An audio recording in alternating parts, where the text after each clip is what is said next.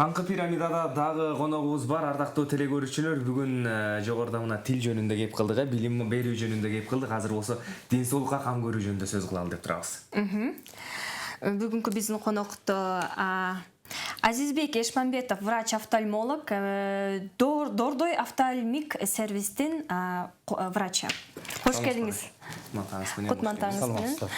Өзү эртең менен дейм да, дегеле адамдар барыбыз биз ден соолукка кам көрөбүз. Ошондой эле офтальмолог бул эң керектүү врач, эң керектүү врачтардын бири. Адамдардын азыркы жашоосу бардыгы смартфон менен, телефондор менен, ошондой эле телевизор, компьютер, бүт техникалык өнүгүү процесстер жүргөн сайын биз барыбыз ошо менен тыгыз байланыштабыз. Анан ошонун күнү түнү карагандан, телефонду карагандан көзүбүз ооруп, ошонун бир кесепети 5-6 жылдан кийин билине турган болушу мүмкүнбү же бул зыян эмеспи? Абдан туура суроо бердиңер. Азыр мына бардык тармакта заманбап, инновация, технология баары иштеп атпайбы? Кайсы жерге барсаң компьютер, кайсы жерге барсаң, эгер бир карап көрсөк, бир үй бүлөдө 5 киши болсо 5-өөндө телефон бар. Смартфон деп атпайсызбы, планшет бар. Бардыгын жанакы көбүнчөсүн ошо эрежени бузуп карагандан болот да. Муну азыркы мына бүт дүйнөсүндө ошо технология колдонулуп атпайбы? Эгер бул жерден биз айтсак, бул көзгө зыян ушундай деп айтсак, бул туура эмес болуп калат. Муну эрежесин туура пайдаланыш керек. Эрежеси туура болсо, бул көзгө деле зыян эмес. Эгер 1 саат иштесе, мына кээ бир балдар суткада 24 саат болсо, ошонун бир 15-16 саатын ошо телефон менен же болбосо компьютер менен өткөрүп атпайбы? Ошону бул эрежени туура пайдаланып, эрежени жакшы билсе, бул көзгө деле зыян эмес. Мисалы үчүн бир 2 жаштагы бала деле талашып компьютерди карап кечке тигилип отуруп атпайбы? Эгерде кечке карап отурса, кызык кинолорду көрсө, кызык мультиктерди көрсө, ал бир жерде көз ирмебей карап турса, көзгө спазм, ложный миопия деп алысты көрө албаган оору пайда болушу мүмкүн да. Бир жерде кечке карап турсак. Анткени көз кыймылдап туруш керек. Көз кыймылдаса, көздүн булчуңдары жана пружинадай иштеп турат. Эгерде бир жерге катып калса, ал ошо каткан боюнча баягы спазм, орусча айтканда спазм жабышып калат мышцалар. Көп иштей албай калат, өзүнүн функциясын жоготот. Ошон үчүн 1 саатта бир 10 мүнөттүк эс алууга бериш керек да. 10 мүнөттө ал көзүн алысты карап, жакынды карап, өйдө карап, ылдый карап, кыйгач карап турса, анакы булчуң, көздүн булчуңдары жабышпай ордунда болуп калат. Мына кайра көрө берсе. Муну кайсы? Муну түшүндүрүү иштери көп болуш керек. Мурда Советтер Союзунун убагында түшүндүрүү иштери көп болчу. Бүт садиктен баштап школго дейре. Азыр түшүндүрүү иштери жок кесе болуп калды. Ошону ким колго алыш керек ошону иштерин? Муну мамлекет деле колго алса болот. Ушун түшүндүрүү иштер мурда болсо самбюллетен деп айтып койчубуз. Школдо, садикте, бардык ушу учрежденияларда самбюллетен жазылып турчу. Кандай эрежеде окуш керек, кандай отуруш керек, канча аралыкта окуш керек, ошонун баары жазылып, баягы күндө окуй берип балдар, ал билип калганда, азыр андай жок. Азыр кандай кылыш керек? Азыр андай жок болгондон кийин азыр үй бүлөдөн башкарыш керек. Үй бүлөдө ата-эне ошонун түшүндүрүү иштерин айтыш керек, түшүндүрүп туруш керек. Бир эле күн айтып токтобостон күндө кайталап туруш керек. А бала деген унутуп калат да. Ооба. Ошо күндө кайталап турса, анын мээсине жанакы түшүндүрүү иштери сиңип калат дагы, ал ошо эреже менен окуп, эреже менен пайдаланганга көнүп калат. Ардактуу телекөрүүчүлөр, сиздерде дагы мына ушул багытта суроолор болгон болсо, экрандагы биздин WhatsApp номерибизге билдирүүлөрдү калтырыңыздар. Албетте агайыбыздан сиздерге жооп алып бергенге аракет кылабыз. Алим агай жогоруда эреже деп калдык. Ошондо эрежелерге кандай пункттар кирет? Маселен, мынча саатка чейин олтуруш керек, же болбосо мынча сааттан кийин, мынча убакыттан кийин мындай көнүгүүлөрдү жасаш керек деген. Мына муну эмеле дагы айтып өтпөдүм. 1 саатта бир 10 мүнөттөн угу жасаш керек. 1 саат. Анан ошондо жанакы мен айткан алысты караш керек, нары бери басып, жакынды караш керек, алысты караш керек, оңду караш керек, солду караш керек, жанакы булчуң, көздүн булчуңдарын жабышпагыдагы кыймылдатып туруш керек да. Жанакы эң негизги жанакы близорукость деп пайда болот го, алысты көрө албаган. Ал уже ложный миопияда ышсанын жанакы булчуңеттерин жабышып калгандан болот да. Анан өзүнө оору пайда кылат. Алысты көрө албай кийин ачык тагынып калышы мүмкүн. Ошон үчүн өзүнө өзү ушундай эрежесин так сакташ керек да. Кийин муну калыбына келтирүү мүмкүн эмес. Кийин уже оору болуп калат. Оору болуп калат. Ал алысты көрө албай ачык тагынып калат. Мисалы, көзгө бир нерсе кирип кетти да, бул бир көзгө. Анан кийин бара-бара бизде кыргыздарда боло берет го, өтүп кетет дегенчи. Ошентип өтүп кетет деп жүрө беребиз. Анан кийин бара-бара бир көз жакшы көрүп, бир көз жаман көрүп баштайт экен. Ошол учурларда биз кантип ошол бир көз, эки көз тең көрө турган кылып ордуна келтирсек болобу же болду бу? Мындайда эми көпчүлүк учурда көздүн начар көрүп, өзүңүз айтып атасыз, бир көз жаман көрөт экен, бир көз жакшы көрөт деп. Буга өзүбүздүн эле күнөөбүз болуп калат да.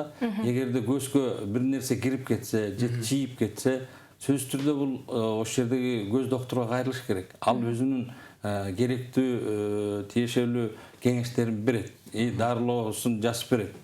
Анан эгерде барбай койсо, а жерде эми бул бир көз начар көрөт, экинчи көз жакшы көрөт деген причина себептери абдан көп. Мисалы үчүн катаракт оорусунда бир көзү мурун катаракты башталат, бир көзү кийин башталат. Ошондо бир көз жакшы көрөт да, бир көз жаман көрөт.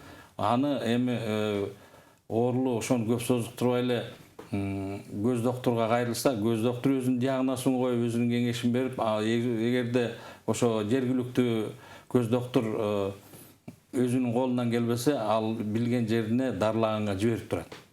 Бирок дарылоонун жүрүшүндө эки көз бара-бара ошол ордуна келет да же келбей калып кетеби? Мындай эле так айтканга болбойт, анын оорусуна жараша болот да. Кээ бирлери тубаса болушу мүмкүн, тубаса. Жанакы оң кол, сол колдо. Бир оң колуңар өзүңөрдүкү күчтүүрөөк болот, сол колуңар андан күчү жок болот. Көз да ошондо жаралып калышы мүмкүн да, бир көз начар көрүп. Анан ар кандай оорулардан бир көз начар көрүшү мүмкүн. Эми мунун себептери көп. Анан ушун көп убакыт керек. Жакшы. Бул жакта көрөрмандар суроо келиптир. Саламатсызбы? Линза тагынуу зыянсызбы? Линзаны сулуулук үчүн да тагынышат. Эми туура айтып атат, көзү оорубаган эле жаштар азыр көзүн мен жашыл кылсам боёгуна жараша тагынып атышпайбы? Эгерде линзаны жашыл кылып тагынып алса, жашыл боёк кылып, кара кылып тагылса, кара боёк, күрөң болсо күрөң болуп атпайбы? Бул линза тагынуу соо кишиге мен мындай тажрыйбалуу көз доктуру аркылуу кереги жок деп деле ойлойм. Бирок эми азыр тагынып атышат, алар эми көпкө тагынбайт. Баягы өзүнүн эс алуучу жайларына барганда, бир жака конокко барганда тагынышы мүмкүн. Мунун көзгө зыяны деле жок. Бул линза, контакттуу линза деп коебуз. Контакттуу линза бул көзгө жабышып турган эле очки.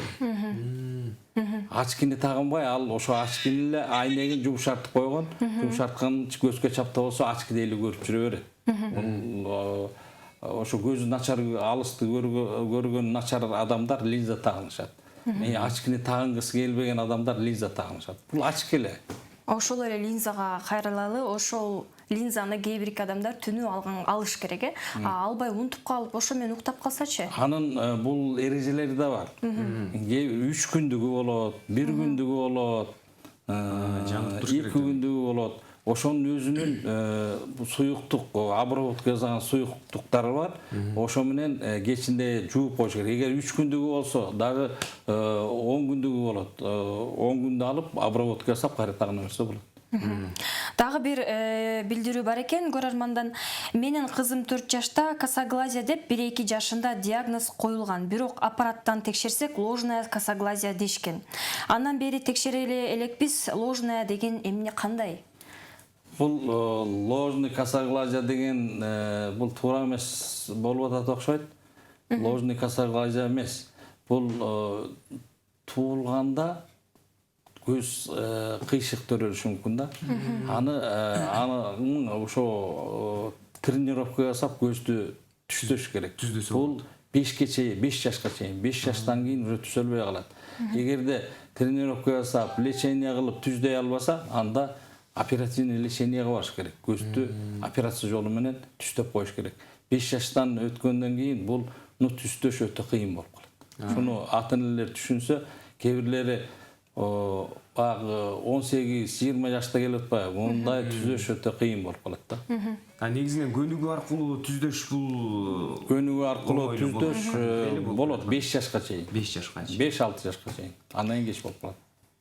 Эме деген божомолдор бар да, божомолдор деп деле айтсак болот экен. Көз ооруганда очки таксак, бул ошол очки кайра эле ошол ооруну күчөтүп коет депчи. Бул туурабы же очки тескеринче көздү жакшы кылганга жардам береби?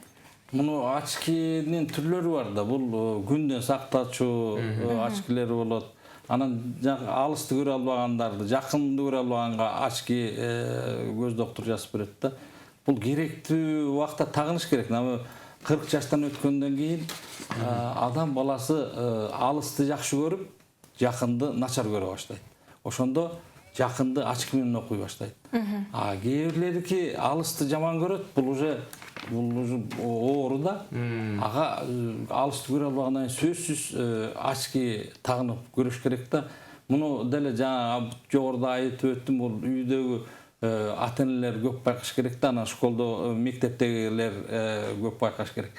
Алысты көрө албаган балдар доскага жакын барып көрөт да, же болбосо телевизор көрүп атса, ошого жакындайт. Аны эне атасы туура түшүнбөйт дагы, сен алыс тур, көзүңдү бузасың деп айтат. Ал көзү бусулган анын. Ошон үчүн көрбөгөн үчүн жакындап барып анан көрүп атат да. Ошон үчүн ошону байкагандан кийин эле көз докторуна алып келип көрсөтүш керек. Анан диагноз чыгарып туруп, андан ары ошо врачтын кеңеши менен жүрүш керек да. Көрөрмөндөн дагы бир билдирүү бар экен. Мен 36 жаштамын, близорукость, алысты жакшы көрбөйм. Сиздерде ушуну айыктыруучу операция кыласыздарбы? Кылсаңыздар канча турат? Бизде бул операцияны, бул эме көздү близорукость деп атпайбы? Көз начарлагандан начарлап кете берсе, бизде склеропластика деген операция начарлаган токтотот. Анан муну кайрадан калыбына келтирген операцияны биз жасабайбыз, башка жерде жасашат. Сиз жогоруда жана айтып кетпедиңизби, 40 жаштан кийин очки тагып башташ керек депчи. Мисалы 40 жаштан кийин, мисалы 60 жаштагы апа дейли. Анын көзү эч кандай бир көнүгүү жасабаса, баары бир барып көрбөй калса керек дейм, жаман көрүп баштаса керек. Ошону кандайдыр бир көнүгүүлөр менен жакшы кылсак болобу, көздү көрсөк, же болбосо бул ошол жаштан да? Ошол жаштан. Эми айтып атпаймынбы, 40 жаштан өйдө деп. 40 жаштан өйдө бул оору эмес. Бул ошо возрастка, ошо жашка келгендеги өзгөрүү организм. Болот турган нерсе. Алмашып өзгөрөт да. Көздө дагы өзгөрүүлөр болот. Жакынды начар көрүп, алысты жакшы көрө баштайт. Бул оору депсиз, анан буну көнүгүү менен эч убакта калыбына келтире албайт. Анан азыр мына ушул көздүн айланасын абдан боё же болбосо кирпик чаптоо сыяктуу нерселер абдан айымдардын арасында өнүгүп кетти. Ошол нерсенин көзгө канчалык зыяны бар? Эми заманга жараша болуп атпайбы? Жаштар ушунчалык өзүлөрүн карап сулуу болгусу келет, анан кирпиги кичинекейлер, чоңдору деле ошо жасалма кирпиктерди тагып атышпайбы? Мунун бир нерсеси жаман, бул ошо кирпик такканда көзүнө эч зыян келтирбесе, тагыла берсе болот. Бизге деле кайрылып жүрөт. Көбүнчөсүн кайрылат. Мен ушундай кирпик тактым эле, же болбосо көзүмдү боёдум эле, көзүм кызарып эле шишип атат деп биз карап көрсөк, ошол көзү шишип, кыйналып, көздүн ичиндеги конъюнктурлар кызарып, анан кеткен болот да, ошол убакта ошол адам абдан кыйналат, жүдөйт. Көзүнөн жаш агат, кызарат. Күндү карай албай кыйналат да, муну ушундан болуп отуруп, осложнение болуп, роговицанын оорусуна өтүп кетиши мүмкүн да. Ошон үчүн ал көздү кирпик тагып, көздү боёгондо жакпай калдыбы, жана мен айткан шишик, кызаргандар пайда болдубу, аны токтотуш керек. Токтотпосо болбойт. Ал мында бир жолу токтотуп айыгып алдым, анан кайра дагы таксам болот. Жок, ал бир жолу пайда болдубу, алга организмге жакпай калды. Аны такпаш керек. кайра эле кармашуу мүмкүн. Демек кирпик чаптарда дагы алдын ала баягы өзүнүн ден соолугуна кам көрүү максатында бир текшерүүдөн өтүп койсо дагы бул текшерүүдөн өтүп койсо болот. Аллергический конъюнктивитти пайда кылат да диагнозун аллергия болот да, көз шишийт, кыйналат. Эми мен ушу жаштарга айтып, эгер жакпаса аны тагып деле кереги жок. Ансыз деле кирпиктерибиз сонун 842 менен бүткөн абоненттин бул жакта билдирүүсү бар экен. Саламатсыздарбы? Кичинекейимде жыылганда көздүн тамыры үзүлүп кетет деп уккан элем. Ошол үзүлгөн тамыр кийин калыбына келиши мүмкүнбү дейт. Эми бул жерде деле кайсы тамыр үзүлөт? Эгерде мээден чыккан зрительный нерв деп коебуз. Көрүү нерви да. Ал үзүлүп кетсе анда көз көрбөй калат.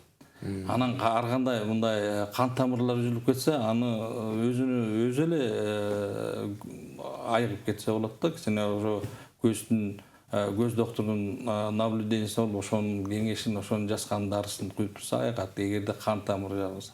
Анан көрүү нерви үзүлүп кетсе, ал уже көрүү эмес токтойт. Калыбына келбейт. Бул дүйнө жүзүндөгү чоң проблема. Сиздин иштеген сиздин клиникаңызда пенсионерлер үчүн жеңилдиктер болобу? Пенсионерлер үчүн жеңилдик, болушунча жеңилдикти беребиз. Ошол жерге сүйлөшүп туруп эле жооп жардамдарды берип атабыз. Жакшы. Дагы бир билдирүү келген экен. 452 абоненти менен. Саламатсыздарбы? Көздүн карегинин ичинде кичинекей кара точка жарылган дейт. Ошону кантип дарыласа болот? Эми бул жерден көрүп эле мен диагноз кое албайм а кишиге.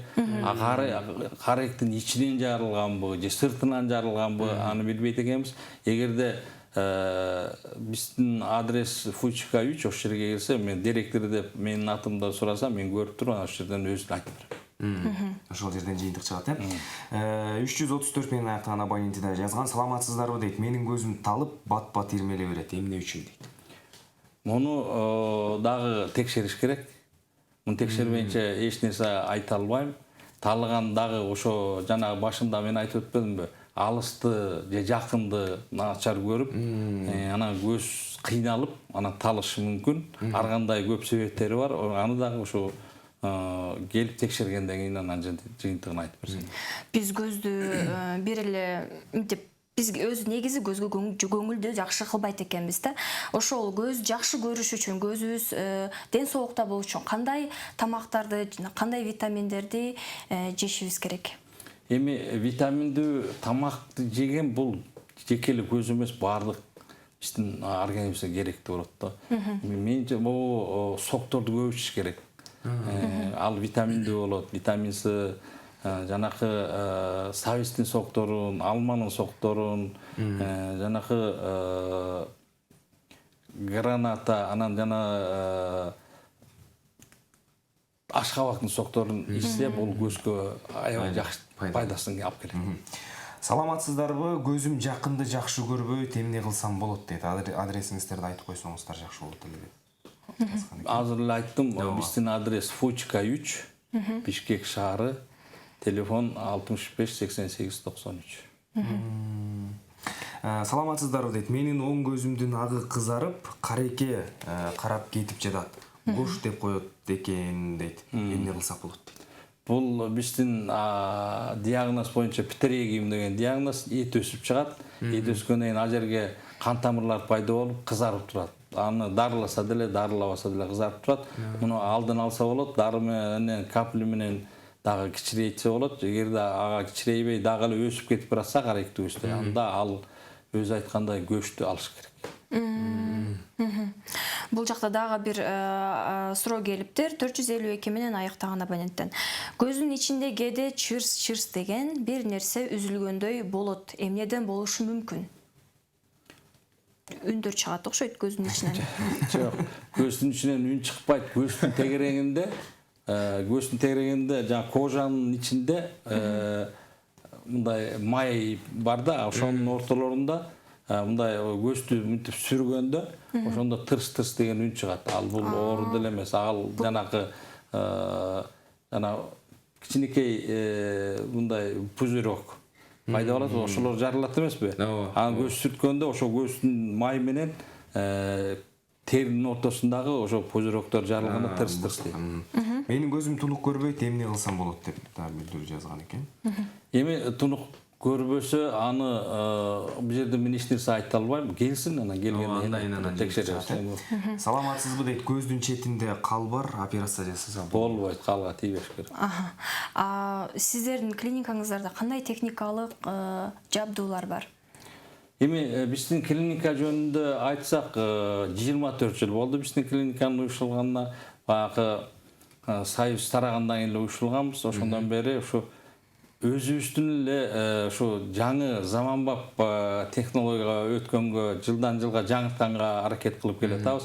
Мен ошо жердин жетекчиси катары жылда бир азыркы заманга ылайыктуу аппарат тап келип атабыз.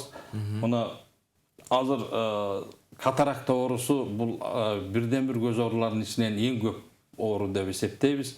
Дүйнө жүзүндөгү бул сайзоондагы статистиканы алып караганда ар бир 3-түн 1-и катаракта менен ооруганда.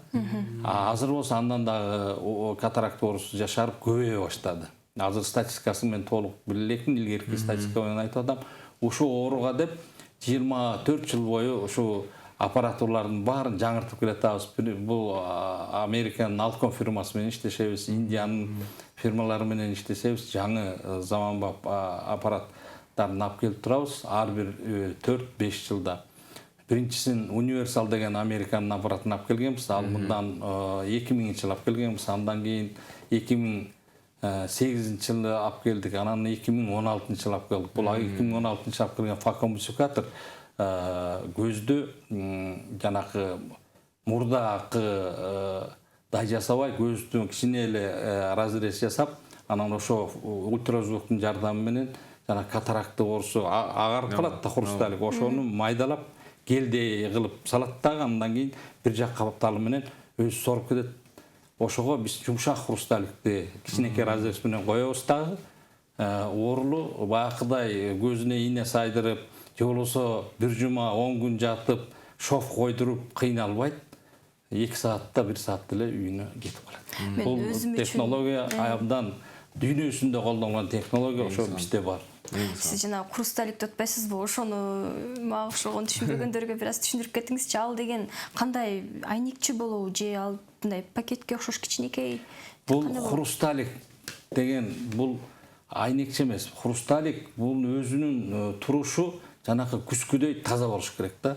Адам баласын көрсөтүп аткан ошо хрусталик болот да. Хрусталиктин сыртында дагы бир күскүдөй болгон роговица деген кабыкчалары бар. Ошо экөө көздү көрсөтүп турат. Ошол хрусталик возрасттан, же болбосо травмадан, же болбосо ар кандай ооруларга көп дарыларды ичкенден, же болбосо жанакы сахарын диабеттен ошо тезирээк ошо агарып көрсөтпөй салат да. Анан ошондо ошол хрусталик жаңа айтып атпаймынбы, күскүдөй таза болуш керек. Таза болбой алгандан кийин ал уже көрсөтпөйт. Жанакы адам баласын чачы агарып атпайбы? Чачы агаргандан кийин ал кайра карарбайт да. Аны боёш керек, анан карарат. Мында деле ал агардыбы? Агаргандан кийин ал кайра тазарып күскүдөй болбойт. Аны ядросун алып туруп, ядронун ордуна жана искусственный линзаны салып койсо, дагы өзүнүн көзүндөй көрүп калат. Түшүнүктүү. Бул жактан дагы биздин көрөрмандардан абдан көп суроолор келип жатат. Убакыт дагы аз калды. Колдон келишинче жооп алып бергенге аракет кылалы.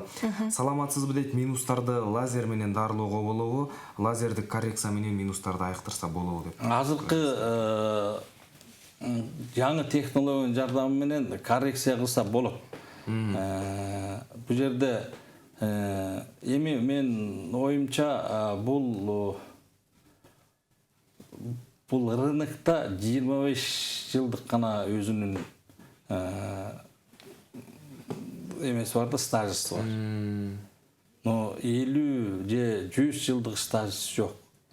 25 жылдан кийин же болбосо 70-ке чыккандан кийин мен бугы көз доктуру катары айтып койсом болот, эмне болорун биз билбейбиз.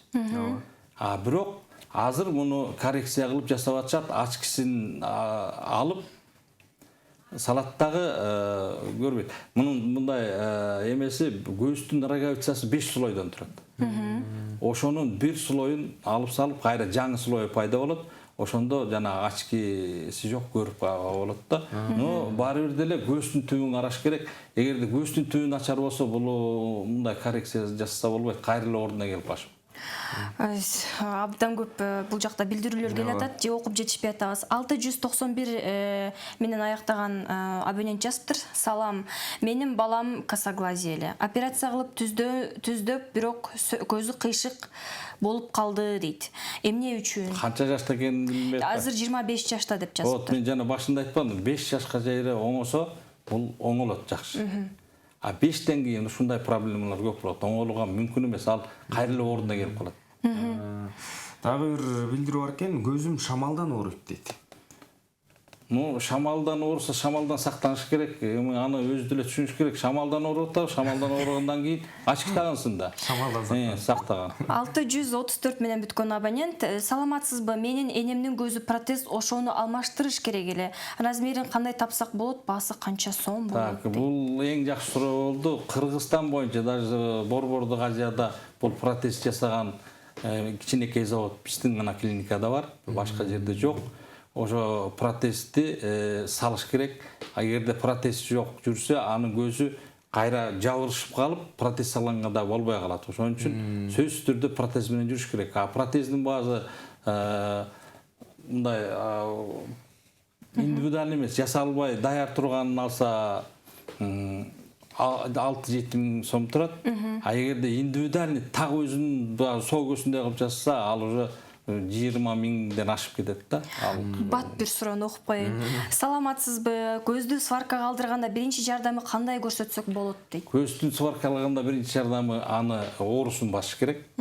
Андан кийин профилактический антибиотиктен тамыз коюп туруш керек. Менин кызымдын көзүнүн алды жагы кызарып, карасы ак точка болуп туташып турат. Өйкөй билсем жок дейт. Эмне кылыш керек? Аны көрүш керек, сөзсүз түрдө көрбөсө кайталган жогун айтыш керек. Абдан эле көп билдирүүлөр бар бул жакта. Ооба, бул жакта биз окуп жетишпей атабыз. Тилекке каршы убактыбыз дагы соңуна келип калыптыр. Келип биздин теле көрүүчүлөрдүн суроолоруна жооп бергениңиз үчүн чоң рахмат. Сиздин күнүңүз жакшы улансын деп, анда эмесе биздин программа уланууда. Ал эми ардактуу теле көрүүчүлөр, биздин Азизбек агай менен кантип байланышабыз десеңиздер, жогоруда агайыбыз дарегин айтып өттү. Дал ошол дарег аркылуу барып өзүңүздөрдүн ден соолугуңуздарга кам көрүңүздөр, тагыраагы көзүңүздөрдү барып текшертип туруңуздар. Бүгүн бизде конокто врач-офтальмолог жана Дордой офтальмик сервис борборунун жетекчиси Азизбек Эшмамбетов агайыбыз болду. Рахмат агай, ишиңизге ийгилик каалайбыз. Силерге ийгилик каалайм. Анда эмесе биз кийинки кезекти жанагы эле топ 5ке берели. Биздин бүгүнкү топ 5ибизде сиздерди күткөн жана жогоруда айтып кетпедикпи, 6-июнь үтүк патенттелген күн экен депчи. Ошо үтүк жөнүндө кеп болот.